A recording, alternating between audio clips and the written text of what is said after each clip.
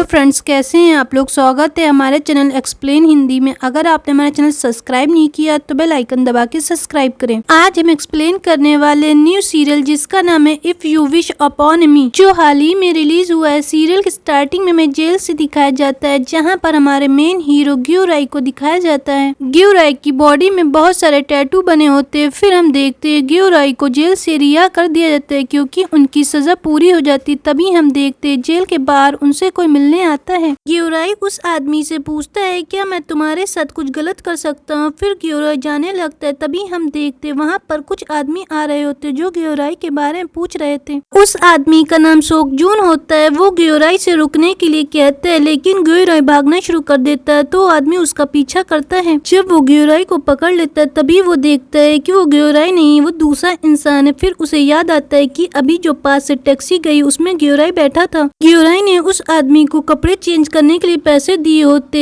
तभी हम देखते हैं सोकजून ग्यू राय के पास फोन करता है। सोकजून ग्यू राय से फोन करके पूछता है तुम्हारे पास $30 लाख कहाँ से आए, जहाँ पर वो कहता है कि तुम मेरे पास फोन मत करना, और ये बोलकर वो फोन काट देता है। फिर ग्यू राय एक पेट केयर डॉक्टर के पास जाता है, जहाँ पर वो उससे अपना डॉगी मांगता है। तो पेट केयर डॉक्टर उससे कहता है जब से तुम ऑर्फनेज निकले थे तब से मेरे पास कांटेक्ट नहीं किया, और एक दिन अचानक से तुम इस डॉगी को लेकर आते। फिर वो डॉगी की तबीयत के बारे में बताता है कि वो जल्दी मरने वाला है, इसके पास ज्यादा टाइम नहीं है। डॉक्टर की बातों से हमें पता चलता है कि ग्यू राय की कोई फैमिली नहीं होती, वो बचपन से ही ऑर्फनेज में रहता है। डॉक्टर गोरियन से हायुन नाम की लड़की की बातें करता है, लेकिन गोरियन कुछ नहीं बोल पाता और अपने बैग को वापस मांगता है। तो डॉक्टर उसका बैग देता है। बैग के मिलने के बाद गोरियन उसकी चेन ओपन करके देखता है, उसमें बहुत सारे पैसे होते हैं। वो पैसे कुछ निकाल कर डॉक्टर को देने लगता है। डॉक्टर उन पैसों से थोड़े पैसे निकाल के बोलता है कि मैंने इतने दिन डॉगी की केयर नहीं की और मैं इतने पैसे नहीं ले सकता हूँ। फिर गोरियन डॉक्टर से पूछते है क्या ऑपरेशन के बाद भी ये पेट सही नहीं हो सकता है, जहाँ पर डॉक्टर उसे कहता है उसके पास थोड़ा सा वक्त रह गया है। डॉगी को लेकर ग्यू राय एक बड़े से होटल में जाता है, जहाँ पर मैनेजर ग्यू राय की हालत देखकर काफी शॉक्ड होती है कि वो इतने बड़े होटल में कैसे आ गया है। तभी ग्यू राय समझ जाता है कि मैनेजर उसकी हालत की वजह से उसे रूम नहीं दे रही, तो पैसे निकाल कर उनको देता है। पैसे ज्यादा होने की वजह से मैनेजर काफी शॉक्ड होती है। फिर ग्यू राय कहता है अगर ज्यादा भी पैसे लगे तो मैं दे दूंगा। तभी हम देखते उसे एक बड़ा सा रूम दिया जाता है। पैसे ज्यादा होने की वजह से ग्यू राय वहाँ के स्टाफ को भी पैसे देता है। फिर सीन हमें दूसरी जगह का दिखाया जाता है, जहाँ पर हम सेकंड मेन कास्ट हीरो को देखते हैं जिनका नाम ताइसिक है। ये एक हॉस्पिटल के मैनेजर होते हैं जिसमें लावारिस पेशेंट रखे जाते हैं। ये एक तरह की धर्मशाला होती है। ताइसिक यहाँ पर सुंजा नाम की कुक से बातें कर रहे होते हैं। सुंजा उनसे कहती है कि मिस्टर हान का ख्याल आपने एक भाइयों की तरह रखा है। वहीं सीन शिफ्ट होता है। हमारी दूसरी मेन कास्ट हीरोइन दिखाई जाती है जिनका नाम शेंजू होता है,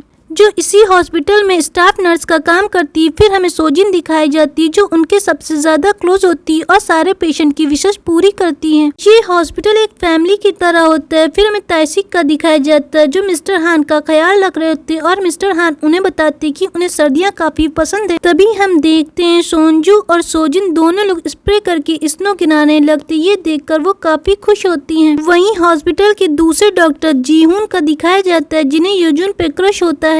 आज मिस्टर हान को उनकी विश पूरी करने के लिए उनके डेस्टिनेशन पे लेकर ताइसिक जा रहे होते हैं, और उनके साथ योजुन भी होती हैं। मिस्टर हान काफी खुश होते हैं क्योंकि उनकी आखिरी विश पूरी होने जा रही होती। वहीं दूसरी तरफ ग्यू राय का दिखाया जाता है जो एक नई कार खरीद के आता है। कंपनी का मालिक सोकजून को फोन करके बता देता है ग्यू राय एक कार खरीद के लाया। तभी वो लोग उसका पीछा करने लगते हैं, जहाँ पर ताइसिक मिस्टर हान की विश पूरी करने के लिए उसको एम्बुलेंस में लेकर जा रहे होते। तभी वो देखते सामने से एक कार आ रही है जो ग्यू राय को बचाते टाइम ताइसिक के पैर में चोट लग जाती। तभी वो गाड़ी से उतरकर ग्यू राय को एम्बुलेंस चलाने के लिए बोलते हैं। ताइसिक उससे कहते हैं तुम्हारी वजह से आज मैं उनकी विश पूरी नहीं कर पाऊंगा, तो तुम्हें एम्बुलेंस चलाना होगा। तभी ग्यू राय देखता है सोंजू उसका पीछा कर रहा है, तो अपनी गाड़ी से अपना सामान निकाल कर एम्बुलेंस चलाना शुरू कर देता है। वहीं हम देखते हैं मिस्टर हान को उनके डेस्टिनेशन पे ले जाया जाता है, जहाँ पर उनकी वाइफ की ग्रेव होती लड़की है। वो सभी से अलविदा बोलते हैं, फिर वो अपने कुछ अच्छे पलों को याद करने लगते हैं जो उन्होंने अपनी वाइफ के साथ स्पेंड किए थे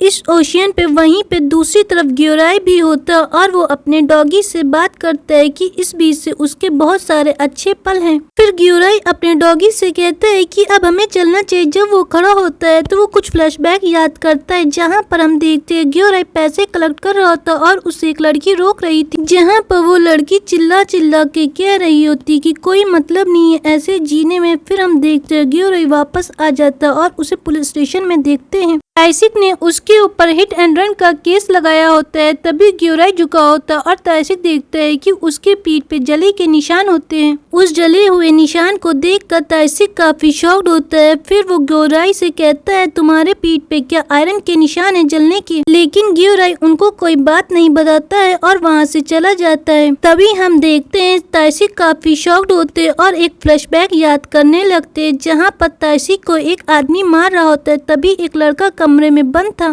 ताइसिक उस लड़के से हाथ से इशारा करते हुए कहते हैं कि वो यहाँ से निकल जाए। जब वो लड़का निकल रहा होता है तभी ताइसिक देखते हैं कि उसके पीठ पे जले के निशान होते हैं और ये सोचने के बाद ताइसिक समझ जाते हैं कि ये वही लड़का है। वहीं मिस्टर हान का फ्यूनरल हो रहा होता है जहाँ पर ताइसिक पहुंचकर उनके बेटे के ऊपर काफी गुस्सा करने लगते हैं कि तुम सब मतलबी लड़के हो। वहीं सीन शिफ्ट होकर कोर्ट का दिखाया जाता है। ग्योराई पर फाइनेंशियल पे का ऑर्डर दिया जाता है। तभी ग्योराई कहता है कि वो पैसे नहीं दे सकता, वो अपना जुर्म कबूल कर लेगा और जेल चला जाएगा। वो अटर्नी को बताता है कि उसके पास पैसे नहीं। ये सारी बातें ताइसिक सुन रहा होता है। वहीं दूसरी तरफ ग्योराई जब वापस होटल में जाता है तो देखता है कि सोकजून के आदमी आए हैं। सोकजून ग्योराई के बारे में पूछ रहा होता है। तभी ग्योराई देखता है वहाँ से एक वेटर गुजर रहा है। वो उसके कपड़े ले लेता है और किसी तरह करके वो अपने होटल रूम में पहुँच के अपना सारा सामान लेकर गाड़ी से निकल जाता है। तभी उसके पास एक मैसेज आता है कि उसकी कोर्ट की फीस पूरी हॉस्पिटल वालों ने जमा कर दी है, जिसे देखकर वो हॉस्पिटल जाने का फैसला करता है। वहीं हम देखते हैं ताइसिक और हॉस्पिटल के कुछ लोग इंतजार कर रहे होते कि आज ग्योराई आएगा। बाकी लोगों को नहीं लग रहा था कि ग्योराई आएगा, लेकिन तभी सभी लोग देखते हैं कि वो आ जाता है अपनी गाड़ी से। ग्योराई के लुक को देखकर सभी लोग काफी शॉक्ड होते हैं और अजीब तरह के उसको नाम देने लगते हैं। तभी वहाँ पर योंजू काफी गुस्से में आई होती जो पूरी तरह से मिट्टी से कवर होती और वो भागते हुए गुस्से में